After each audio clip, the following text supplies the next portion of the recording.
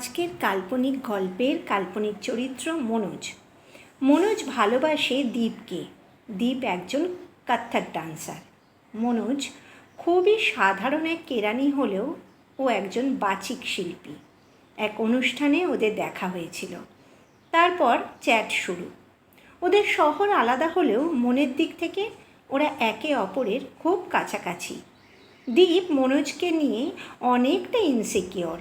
আসলে ও ওকে হারিয়ে ফেলার ভয় পায়। আসলে মনোজ একটু আপন ভোলা প্রকৃতির, মানে হয়তো আর 15 মিনিট পর দীপের সাথে চ্যাট আছে।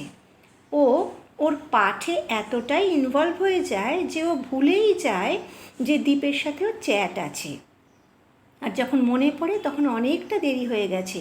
দীপ অনেক কথা লিখে চলে গেছে। ও মন থেকে ফিল করে, সরি বলে, কিন্তু দীপ মনে মনে ঠিক করে আর না, এভাবে আর লং ডিস্টেন্স এই রিলেশন কন্টিনিউ করা সম্ভব নয়। আর ঠিক তখনই এক শনিবার দুপুরে দীপের ফ্ল্যাটের ডোর বেল বেজে ওঠে।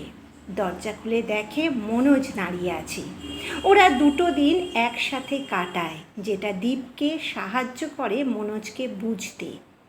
সত্যি, ছেড়ে যাওয়ার হাজার কারণ থাকলেও থেকে যাওয়ার জন্য এই একটা কারণই যথেষ্ট, তাই না?